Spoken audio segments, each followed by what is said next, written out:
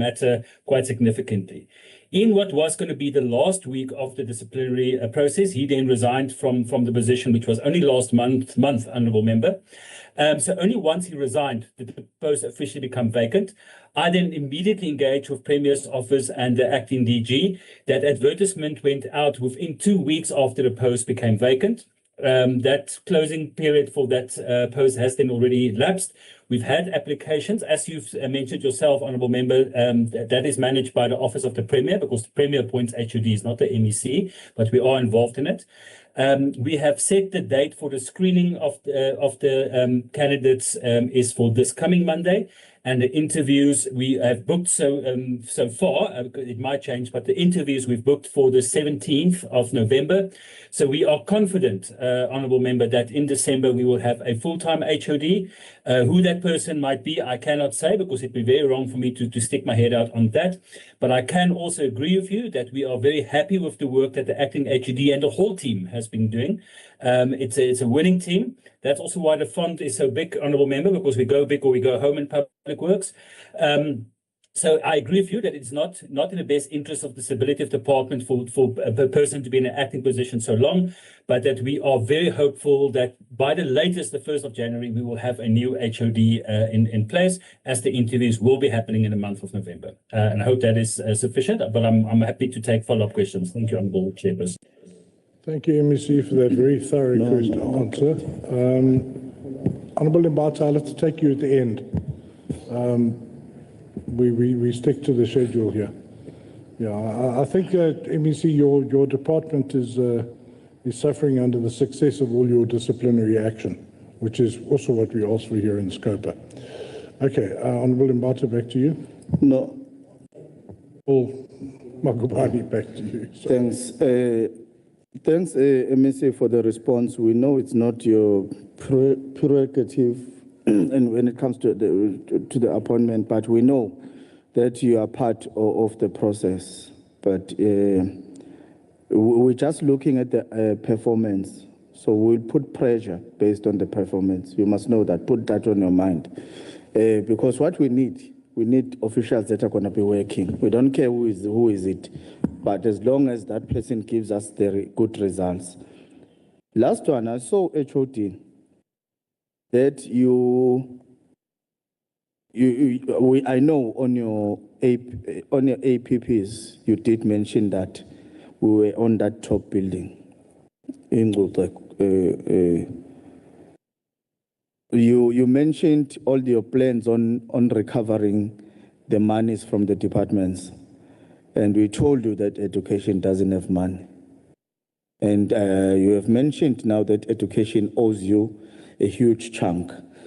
About 48% now they're still owing out of those hundreds of millions they were owing. But I can see now that you are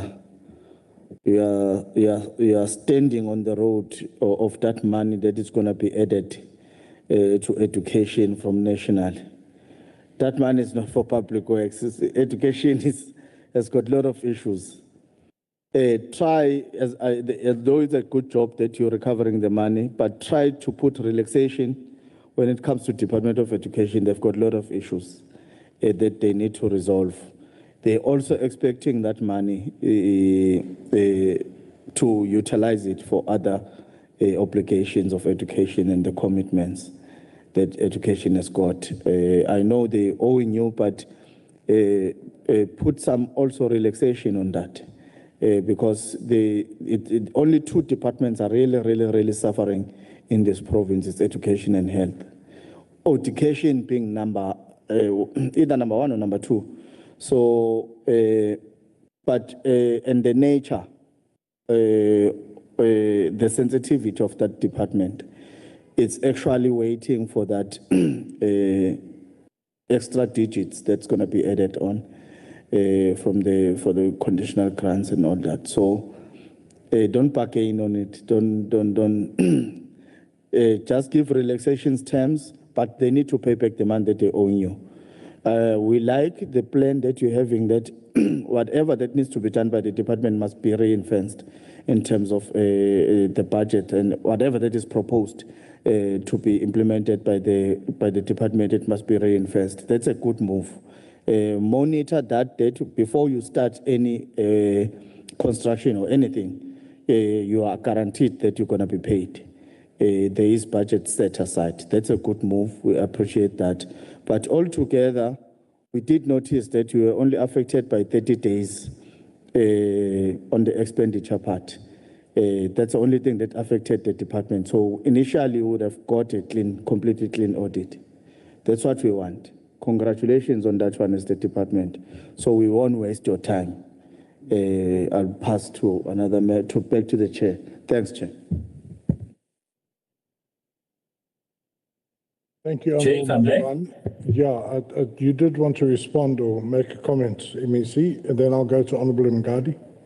Thank you so much, Chair. No, whilst I agree, and we try and work very closely with both Treasury and Department of Education to make sure we're not part of the causing education to have even more serious problems. But just to also point out, much of the work that's being done comes from a conditional grant to education, which is an infrastructure grant that I cannot use for anything else. And that is in many cases where we're starting to get the money. So that's money that should be spent. It's not money we're taking away from norms or standards or the feeding scheme or anything else. That's a conditional grant from the national government that can only spend on infrastructure and on maintenance. And that's what we're looking at mostly. And our challenge, Honourable Makubane, is while I agree with you, we owe contractors that money. So it's not that money is just owed to us, that money is actually owed to contractors. But I agree with you, it's about trying to find that balance between what education can do and what our responsibility to contractors is, because we also can't have contractors, losing their cars and their homes and not being able to feed their children because of this. So thank you for raising that. It is a difficult tightrope we're walking, but we will continue to try our best to also work with education to assist them in this very difficult time. Thank you so much. Thank you, MEC. Honourable Ngadi. No, thanks, Honourable Chairperson. Greetings to yourself again, Honourable MSc on the platform, acting HOD and the entire management and honourable members. No, thank you very much, Chairperson. Mine, I think, I must say, Honourable Makubane has said what I was going to echo on my view with regards to the performance on the department under the leadership of the acting HOD, Dr. Vish Kavanda. And we really appreciate that's what we need as government. And we need to applaud when the credit is due. And you are doing a very good job with your team. Thank you very much. But I've got just one question. I know that the Auditor General had flagged on the 9 payment of 30 days, which Honourable Makubane has cited on Twitter as well. Would we be able to assist the committee as to how many service providers were not paid in 30 days? If you could assist on that one, if you can give us that estimation so that we have an indication as to what will be on that one, then I'll make a follow-up as well. Thank you. Ashodi. Thank you, Honourable Chair, through you, and thank you, Honourable Member. So, Public Works, when the AG walks in, does sample. They sample 22% of the invoices. Out of that, over 50 plus 1% was related to property rates. The others were related to contractors. I'm under oath, so I would like to go back and get you the exact numbers of the invoices. Or when I do read the MR again, I'm sure it would be a percentage. But I know for a fact that they only sampled 22% of the total population of invoices. So if I could be given a chance, Honourable Mngadi, through you, Honourable Chair, to get that information, I would provide a written response to that. But we will be able to get it. Honourable Ngadi. Thank you very much, Honourable Chairperson. No, thanks, I respect that. The very last one, the AG reported 144.2 million of irregular expenditure under assessment. And there is an ongoing investigation on that irregular expenditure. What is the view of the department in relation to the irregular expenditure being under assessment and on investigation? I just need to get that one, then I'll be done. Thank you. Thank you. Yeah, and can you maybe just tell us what the sources of that are? Thanks. No, thank you, Honourable Mgadi, and through you, Honourable Chair. That's a super question. I should have covered it, my apology. Chair, when the Auditor General goes out, they audit the property management section, they will audit the Extended Public Works Program, and then they would audit infrastructure delivery, which is our core mandate. We have 4 projects, Chair, and the Honourable Member hit the nail on the head. We have the Ilembe District Office, we have the Nkonjeni Hospital, Adams Mission, and Owen Sithole Agricultural College. That started close to some as far back as 2011, some from 2017, 2018, 2019, 2022, and right up to current. What has happened, Honourable Chair, on these projects, systemic failures in contract management. Also, the Honourable MEC and myself have undertaken, and quite correctly, Honourable Mgadi has spelled it out, a forensic investigation to determine whether or not the state lost monies, and if it lost monies, to who. Now, there's something that Honourable Mgadi raised that I must take you and the committee into confidence as well, is the issue around those are 4 potential material irregularities, meaning that it's confirmed by the AG on the desktop analysis that something we paid for that's not there. I would use one example, Honourable Chair and Honourable Mgadi, of that whereby we had I'm not going to say which project it is because it's under investigation. We purchased the generator and we paid an amount of 1.2 million. But when that generator was delivered, that generator the next couple of days or weeks was taken out from site. And then we paid again for another generator. Now that the state lost just 1.2 million.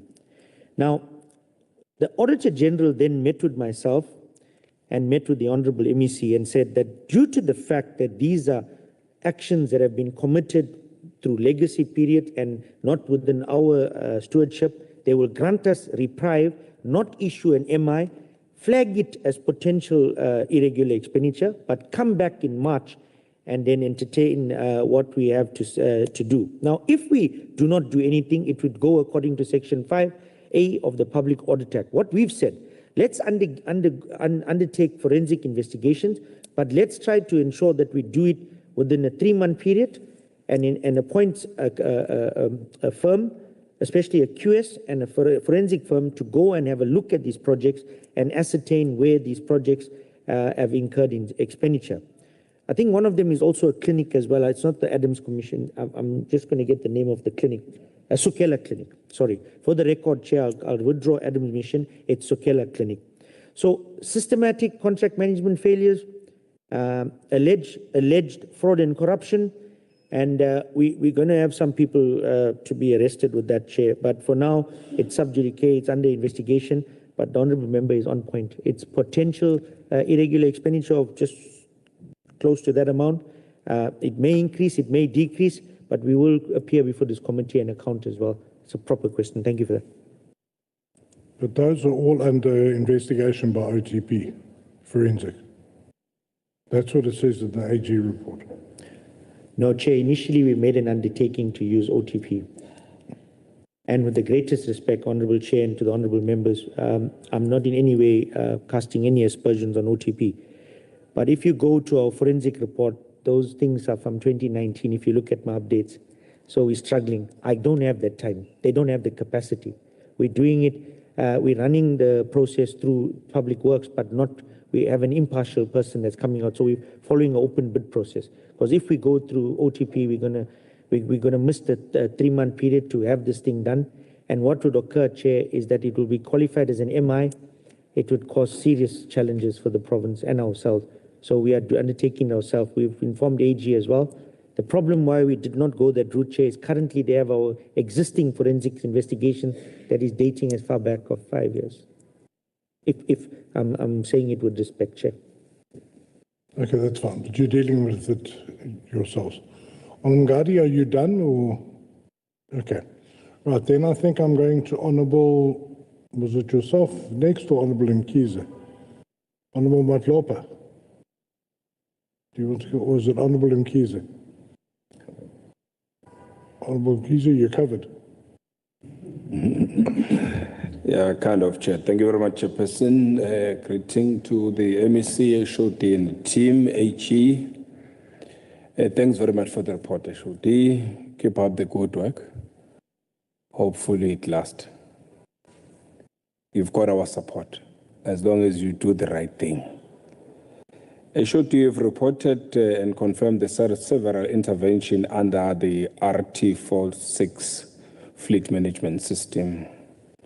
Despite the reported savings and disposal, what are the remaining challenges that are being experienced under this contract? 2, how many vehicles are still under the repairs?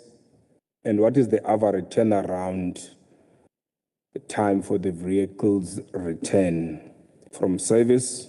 3, what steps are being taken to ensure that repairs and disposal avoid operational disruptions for the service delivery? Thank you, Chair.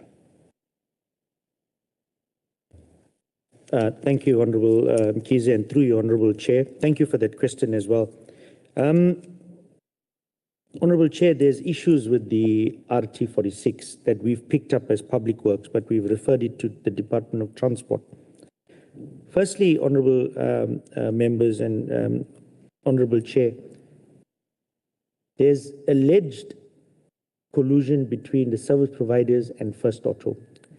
And let me qualify that statement as well. And I use the word alleged with serious reservations as well, because we haven't done a forensic, but Department of Transport is doing it. So what happens, vehicle X would get into the garage, and company Y would be given the contract by First Auto, and the vehicle would go in, for example, a gearbox repair. When the vehicle comes out, that thing, it's not repaired, but the bill has been paid. So we then had a meeting with First Auto to say, listen, when a vehicle goes in and we ask for a repair, we want a fault sheet first. We then want all our old parts. Give Public Works all the old parts that you're repairing from the vehicle. But before the vehicle exits, we want to do a physical inspection. So the challenge we find at the moment is that because this contract is so long and it's issued by provincial government, not by Public Works, there's abuse to it and there's holes that have been poken into it. Poken into the contract because people have become used to one another, and that's when the whole thing of corruption, alleged corruption, would creep in. With regards, Chair, to the repairs and the quality of repairs as well is another challenge. We've sent in some vehicles for repairs to suspension. And we then said, no, let's take that vehicle after the repairs and test the work and see whether or not that work was done. So we take it to repair shop B. And we said, repair shop B, do a test on this vehicle without First Auto knowing. And when they look at it, they say, no, but this thing doesn't have a suspension problem. There's nothing wrong. Actually, this is the thing. You need a small rubber or whatever. That's when we got worried. Myself and MEC Mayor said, no, there's something going on. The unfortunate part is we're not the custodians of that contract, we're the users. So what we're doing now, Chair, is Public Works in the interim, whilst this investigations or whatever they're doing is going ahead, I'm sure they'll appear and inform you. We're now making sure that any vehicle that goes there, before it goes there, we make sure that we give them a written thing of only fix that, nothing else. When you're done with that, we will come. Before the vehicle exits, we'll do our own inspection and our own completion. Then the question was, which is a brilliant question as well, as to what are you doing, because if you sit with 89 vehicles that are over the fleet, the problem we have, Honourable Chair, is that for years, we've not had a vehicle replacement plan for the province of KZN. So what happens is that when a vehicle gets to a certain mileage and the mileage is 100,000, there should be an automatic replacement to that vehicle. What we've said, Chair, is that we can't buy all the 89 vehicles at once. We're looking at buying a total of between 5 and 10 vehicles a year. But what we also did, Chair, when we did this whole exercise of evaluating, Honourable Mkhize, the vehicles that we have in the department, which came to 290, we've seen, Chair, that some vehicles were bought and only had like 8,000 kilometers. So it wasn't used, it was just parked because people want to own the vehicle. We then reprioritized the vehicles and moved vehicles across the 4 regions that we service. So that helped us as well. And the last challenge, Chair, with regards to the maintenance contract of the RT46, personally, my professional opinion, I'm sure the transport would either agree or disagree. I don't think we're getting value for money, Chair. I think departments could do it better on their own, being Public Works one. I think if we go out, Chair, we'll be able to attract a larger base. There won't be a one person owning the contract. We'll be able to procure. But we found this thing, Chair, we're dealing with it. That's a challenge. Thank you. Thank you. Could I please ask for a detailed report? You referred to various vehicles there. It's going to be very helpful to us. So a detailed report of where you sent vehicles in, the wrong stuff was done, extra stuff was done, whatever the case would be. That would be most useful to the work we're going to do in future. Okay. If there's no objection, I'd like to go to Honourable Matlopa.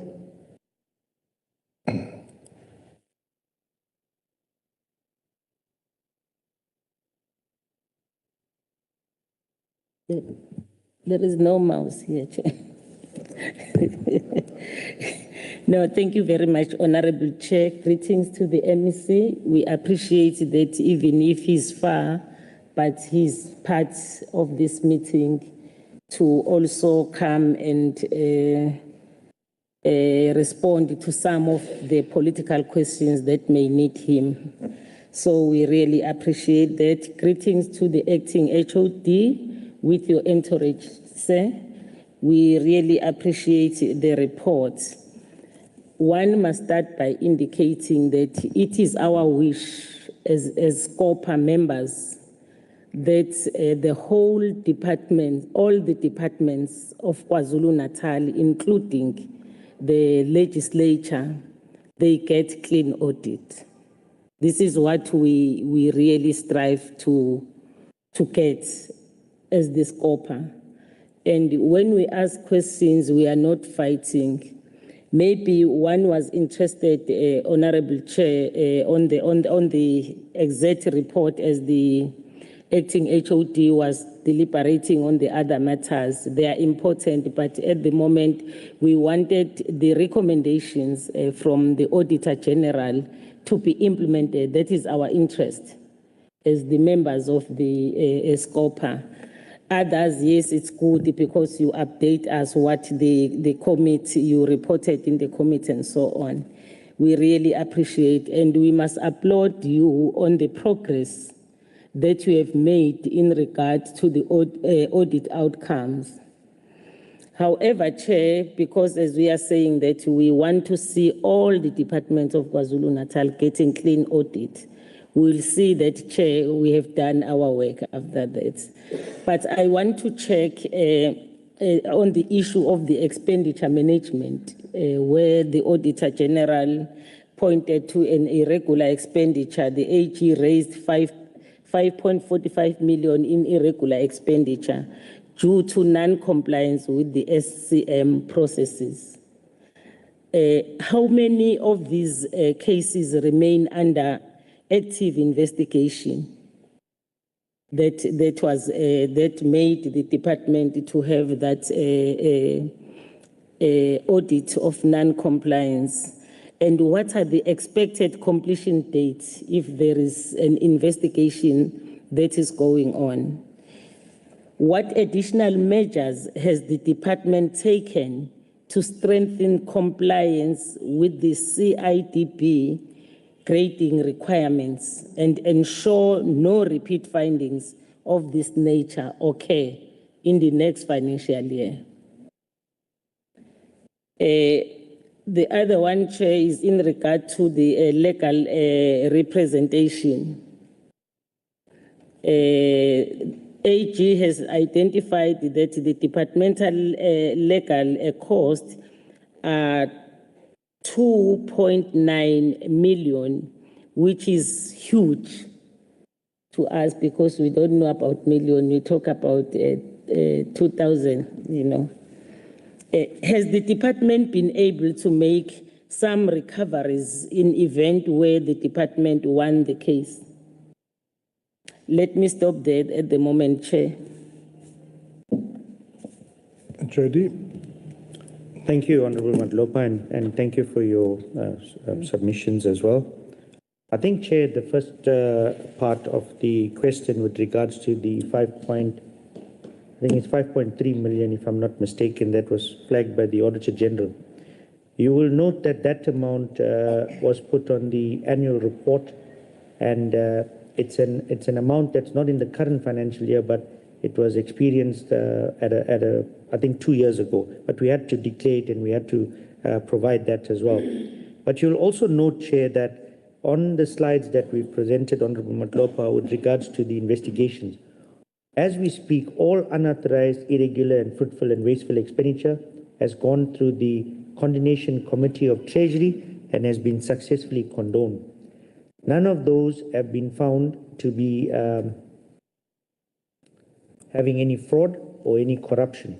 What we've done, Honourable Madlopa, and I like your question a lot, is that we've then said, under the stewardship of MEC Mayor and myself, that with regards to the licenses, which the Auditor General flagged at 7.33 million, we've done a determination test. Just over R1 million is monies that we want to recover, but we sit with a problem that should we litigate to recover those monies? We don't want the litigation fees to be more than what is outstanding. So we're busy with that exercise now through the State Attorney to see what would be the recovery cost versus what is actually owing. That's a major problem and a major flaw in South African law. It's not us. It's how civil court processes are. The other submission that Honourable Madlopa made is on point as well with regards to CIDB compliance. This department, even though CIDB's National Public Works was not complying with certain requirements of CIDB, we then got in the new acting director for SCM and we revised the SOP. So all bids now that come through the committees need to have the proper CIDB grading. If there's no proper CIDB grading, you won't be awarded. But I don't know why the department did that, because we weren't here, but it's almost an impossible mistake you can use. So I would probably assume it was deliberate. On the issue, Chair, respectfully so, my opinion, I would disagree that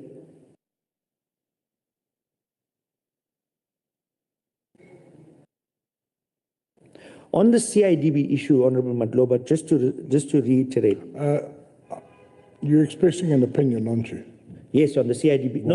On the 2.9 million, I'm expressing an opinion. No. You're expressing an opinion on the adherence to why they didn't adhere, CIDB, yes, and why they did not. Yes, sir. Maybe it's safer if you just stick to the actual facts in front of you. Because if you say it's deliberate, then you're basically possibly casting aspersions. Oh, thank you. Yeah. I won't have the answer to that in Chair because they're not here. Sorry, I didn't see that. Yeah. No, you're under oath, so rather just stick to the facts at hand. You correctly pointed out that it wasn't done in the past. You said you don't know why, but you are doing it now. We're doing it now, correct. Yeah. Okay. On the point of 2.9 million, 2.9 million, Chair, the Honourable Member has raised the issue that it's exorbitant. We run a budget of 2.37 billion for the department itself and over 2.5 billion for client departments. If you look at our expenditure, it's nominal, but I do hear what the Honourable Member is saying with regards to the amount being 2.9 million. The problem we have is the complexity of the cases. So you need counsel, and when counsel gets appointed, that's when the digits start to increase. So we've tried to keep it bare minimum. There were Stalingrad techniques adopted by the employees who were charged. And the unfortunate part about labor law today is that should that be employed by the other side, which they have all the right, your bill then goes up. Thank you, Chair. Madlopa, follow up.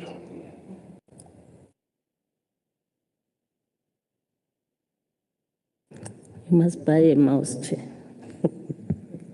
No, thanks, Honourable Chair. Thanks to the acting HOD for the response. But I don't think he was responding to what is a question. He talked to the statement. The 2.9 was a statement, but the question was, has the department been able to make some recoveries in event where the department won the case? That was the question. The other one was a statement linking to this question. Thanks, Chair. Chair, at the moment we have matters that are before the State Attorney for recovery.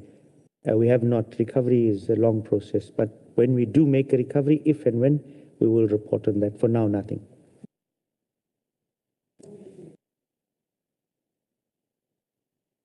Yeah. How many cases have you won? I know that's out of how many? let's say since you started. Labor matters. All matters. I think what Honourable Matlopa is trying to get, are we getting bang for our buck? Are we spending a lot of money? Or it comes back to your issue of how much we spend and how much we get back. So maybe you can just remind us how many matters, let's say, since the beginning of your term, have we been successful in? I don't think Honourable Matlopa is attacking you in any way. We're just trying to get a feeling of, if we spent 2.9, I'll remind members that COGTA spent 31, so 2.9 is, to me, it's a lot of money. But in legal things, it's quite less. But yeah, if you can just tell us that. Out of all the 5 cases that we brought before disciplinary tribunals, Chairperson, and the 2 civil matters that we brought, we've successful in all. All right. I believe there was a question. Honourable Mbati, you seem very enthusiastic at some point. You wanted to ask a question, so over to you. Chairperson, Honourable Matlopa says you want to close in prayer. The Honourable Matlopa and Makubana out of order, Chair. Please protect me from them. Firstly, you know, when you, on a lighter note, when you see a big font, you must expect that you are going to be happy. Chairperson, allow me to begin by commending the acting HOD and the MEC. I'm a little bit worried about Honourable Makubane. He seemed to have this Newcastle thing, that the acting HOD is from Newcastle and all that. And I can see that even the chair of chairs from Newcastle is also here. But acting HOD, we really appreciate what you are doing with your department. And hopefully, I don't have, well, I had questions, but as I was looking at my questions, I was like, I don't think for now there's a need, but just to really appreciate what you and the MEC are doing. And the entire team. Hey, these people are out of order, Chair. And the entire team, of course, for the job well done. And I strongly believe that you should be an example to other departments, how a department should be run, because yeah, I don't know about taking off, but all I'm saying is that we really appreciate the job that you and the team and the MEC have been doing. But just one, okay, given that the property rate obligation exceed available budget, which is 1.7 billion vis-a-vis 950 million, what is the sustainability plan to prevent future accumulation of areas? Just that question. Thanks. Thank you, Honourable Mbata, and through you, Honourable Chair. The rates on schools, especially quintile 1 schools, we have 478 schools that have been charged the rates bill of 322 million. We are proposing, Honourable Chair, for sustainability that we take an example of other provinces and zero rate those schools. That will then drop the budget from 1.7 million to about 1.388 billion.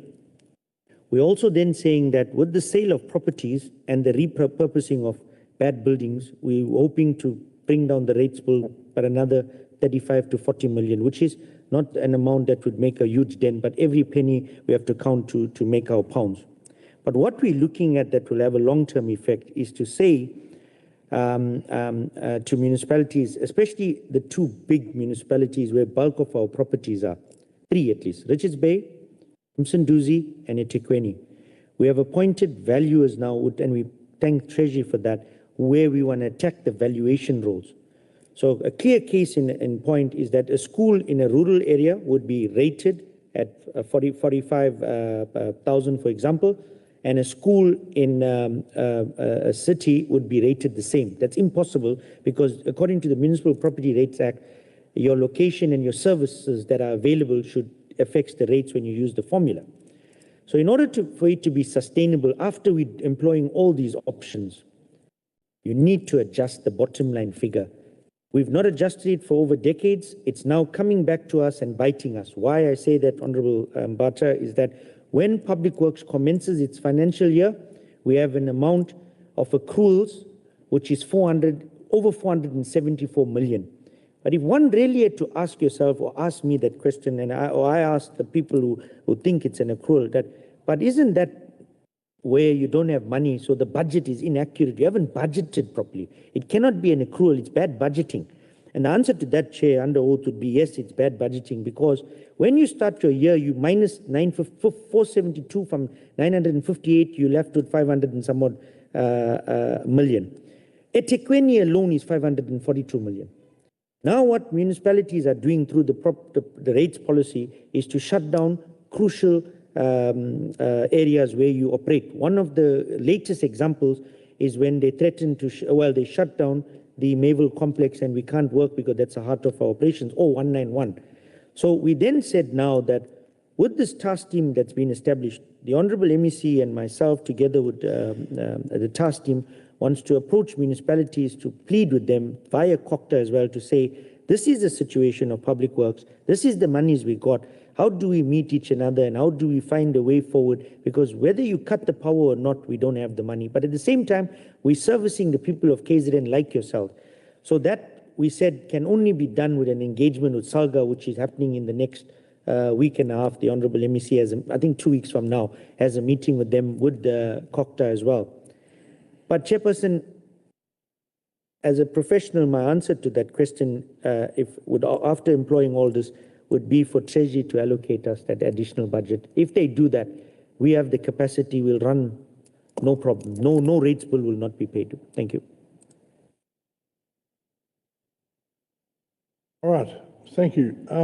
I think we've exhausted all the questions. And so now, just to finish off, Honourable MEC, if there's any final remarks you'd like to make. Thank you, Honourable Chair, and let me make the Honourable Member's heart attack even worse by saying I'm also the political champion for Amajuba District. So I'm also technically speaking from Newcastle now, since I'm the champion for there. But to balance that out, I'm very happy for Department of Public Works and Infrastructure to donate a mouse to the Legislature, Honourable Member, so that we can solve those problems. But Honourable Chair, that is on a lighter note. I want to really thank the committee. We take all the comments, positive and the criticisms, to heart.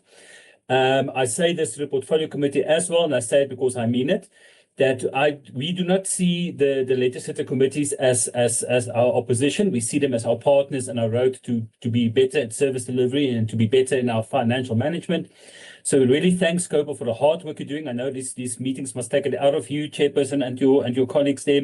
So thank you for that. We will continue doing everything in our power, because we want to also be very proudly sitting in front of you the next round, Honourable Chairperson, to say that we have delivered that clean audit and that we can answer for every cent that the people of KwaZulu-Natal has entrusted to us. Thank you so much, Chair. Thank you to the committee. Thank you, MEC. Yeah, we will see each other again in February, and I certainly hope that first issue we raised, the actings, would there'll be less actors here. Anyway, but as we go forward. Right, members, thank you very much for your time. Today's been a long day. We've got another not so long day tomorrow. We've got community safety coming to see us, and then we've just got a briefing from the OTP on forensic investigations and the progress there. So it won't be as long a day. I think the Chair of Chairs has come here to make sure that I'm doing my job. So you can see I'm I'm in the chair, and I'm trying my best. I've just got lots of members over here that are out of order, but otherwise we're okay. Members, thank you very much. AGSA, again, thank you very much. The pain is almost over.